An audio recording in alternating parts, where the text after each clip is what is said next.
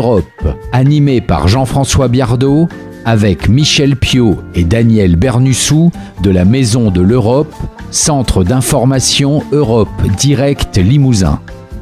Tout ce qu'on dit sur l'Europe et tout ce qu'on ne dit pas sur l'Europe, eh bien, vous allez le savoir en écoutant cette chronique. Alors, les déchets, c'est un problème dont on n'aime pas parler, évidemment. C'est un peu sale, on ne sait pas trop quoi en faire. Mais il n'empêche que c'est quelque chose d'absolument essentiel. Il n'y a qu'à voir la banlieue de Naples pour en être persuadé. Alors, que fait l'Union européenne pour la gestion des déchets ? Effectivement, Jean-François, la gestion des déchets constitue un défi majeur en termes d'environnement, de santé publique et de gaspillage de ressources. Or, ce qu'on sait peu, c'est que l'Union développe de façon ancienne une politique de gestion des déchets inscrite dans le volet environnement des traités. Et cette politique est aujourd'hui en pleine révision et avec des objectifs autrement plus ambitieux que ceux exposés jusque-là. Alors, quelle est la situation actuelle de l'Europe en matière de déchets ? Alors, la production annuelle de déchets au sein de l'UE s'élève à 2,5 milliards de tonnes annuelles, soit 5 tonnes par habitant, dont 200 kilos de déchets dangereux. Près de 60% sont des déchets minéraux et de sol liés aux activités de construction et de démolition.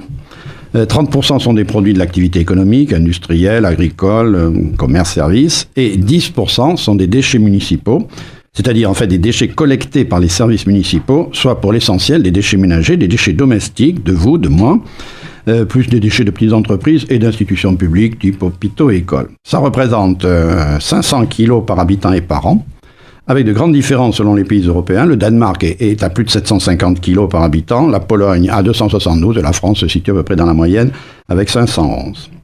La législation européenne en matière de gestion des déchets comporte plusieurs niveaux.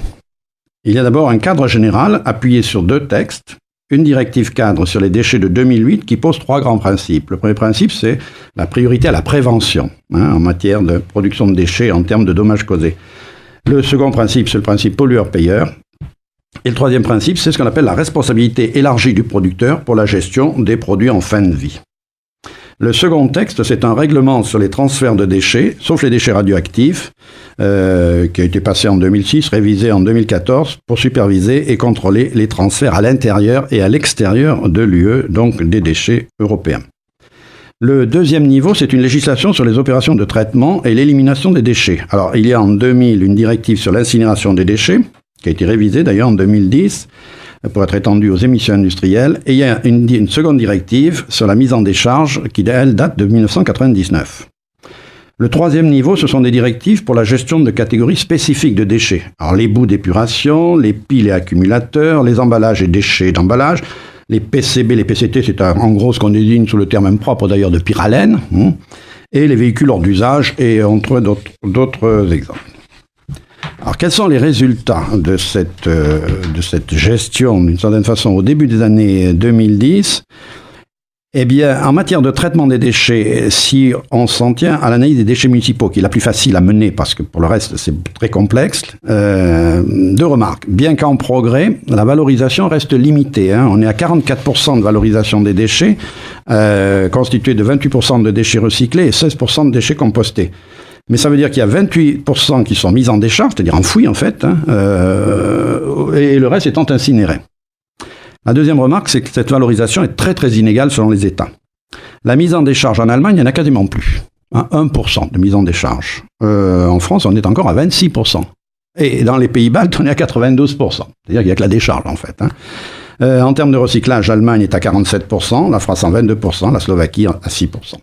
Alors, du point de vue du transfert des déchets, eh bien, l'UE reste première exportatrice de déchets non dangereux destinés à être valorisés vers les pays émergents, c'est-à-dire souvent l'Afrique de l'Ouest, l'Amérique latine. Bon.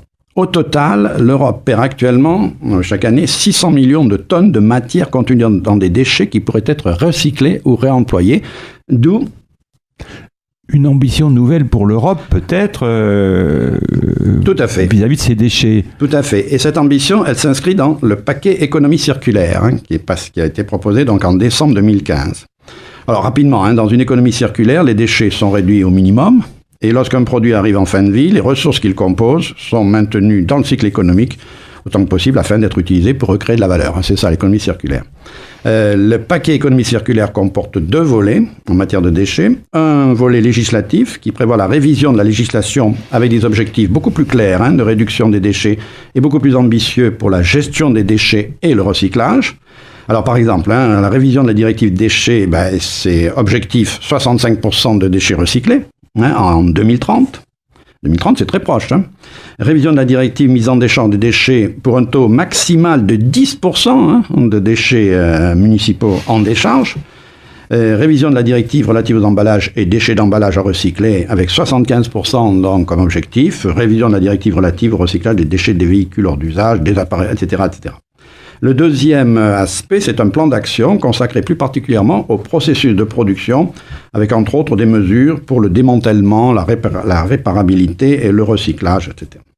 Alors l'enjeu aujourd'hui est majeur, puisque la prévention des déchets, le réemploi et d'autres mesures similaires pourraient faire économiser aux entreprises de l'ordre de 8% de leur chiffre d'affaires annuel, tout en réduisant le total annuel des émissions de gaz à effet de serre de 2 à 4%, avec la création sans doute de milliers d'emplois à la clé.